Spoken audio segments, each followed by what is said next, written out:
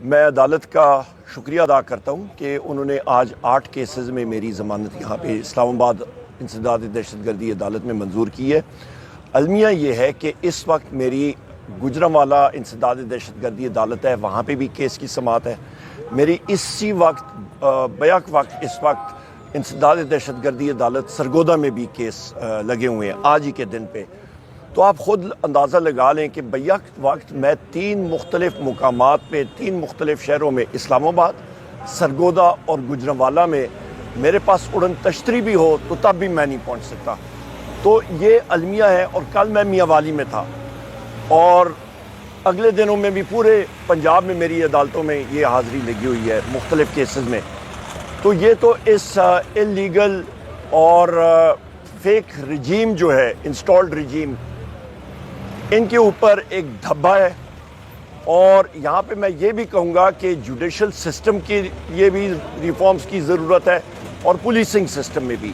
یہاں پہ یہ میں کہتا چلوں کہ پرسوں شام جو اڈیالہ جیل میں ہوا، وہاں پہ وزیر اعظم عمران خان صاحب کی ہمشیرہ گان کو ان سے نہیں ملنے دیا گیا۔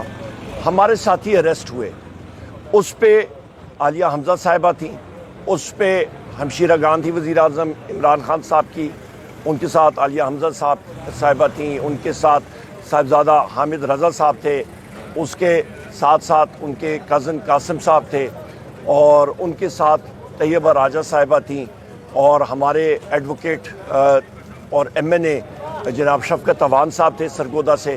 ان سارے ساتھیوں کو ناجائز طور پہ حراست میں رکھا گیا، اور وزیر اعظم عمران خان صاحب سے ان کی ہمشیرہ گان کی جو ملاقات نہیں ہوئی، اس کو ہم لوگ کنڈیم کرتے ہیں۔ اس کے ساتھ ابھی آگے آتے ہیں، یہاں پہ ایک نیا بز ورڈ شروع ہو گیا ہے کہ جی ہارڈ سٹیٹ۔ ضرور پاکستان کو ہارڈ سٹیٹ ہونا چاہیے، پر ایک بات یاد رکھیں، کل میں نے فلور آف دا ہاؤس پہ بھی بات کی ہے، ایک ہارڈ سٹیٹ کی بنیاد آئین اور قانون کی ہونی چاہیے، نہ کہ تشدد اور جبر۔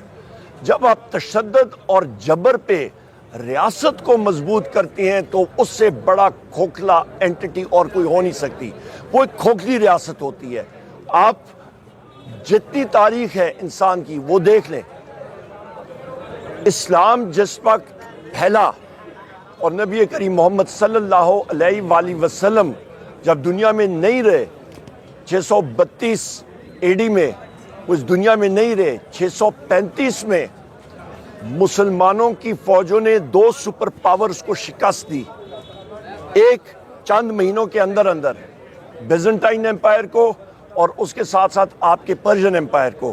اور بنیاد یہ تھی کہ جو ریاست بنی تھی وہ آئین اور قانون، وہ قانون کی بنیاد پہ تھی۔ سر، کہا جا رہا ہے کہ پی ٹی آئی کی جو گروپ بندیاں ان کی وجہ سے مدنیات بل جو ہے وہ پاس نہیں ہونے دیا گیا، وہ پاس نہیں، اس پہ آپ کا کیا رد عمل ہے، کیا کہنا چاہیں گے؟ دیکھیں، پاکستان تحریک انصاف میں جہاں تک آپ بات کرتے ہیں کہ جی گروپنگ، مجھے سمجھ نہیں آتی مسلم لیگ نون کے لوگوں میں، پیپلز پارٹی ہو گئی، باقی پارٹیوں میں، ان کو ہمارے انٹرنل افیئر سے کیا وہ ہے، مطلب تعلق ہے، لین دین کیا ہے، ان کے پیٹ میں کیا مروڑ پڑتا ہے، یہ مجھے سمجھ نہیں آتی۔ وہ کیا کھاتے ہیں کہ ان کو ہمارے سے ہی مطلب وہ ہوتا ہے، ہم جانے اور ہمارا کام جانے۔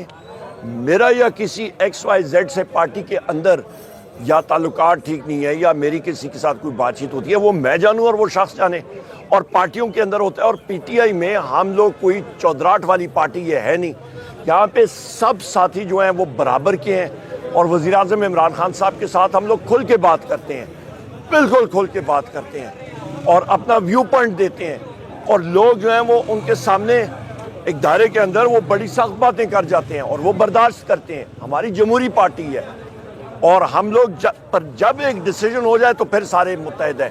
پارٹی ہماری متحد ہے وزیر اعظم عمران خان صاحب کی قیادت میں الحمدللہ۔ معدنیات بل کا ایک ہماری حکومت ہے جس کے چیف منسٹر وزیر اعلیٰ علی امین خان گنڈاپور صاحب ہیں۔ جب پروونشل اسمبلی، پروونشل گورنمنٹ اور پولیٹیکل پارٹی چاہے گی، وہ اپنا ذہن استعمال کریں گی، اور پاس کرنا نہ کرنا وہ پروونشل گورنمنٹ اور پروونشل اسمبلی کا کام ہے۔ گرینڈ اعلان سر کہاں تک پہنچا، اس کو تو بریک ہی لگ گئی ہے؟ آپ کوئی بریک نہیں لگی، الحمدللہ ہماری جدوجہد جاری ہے۔ کل میں نے فلور آف دا ہاؤس پہ بھی بات کی تھی۔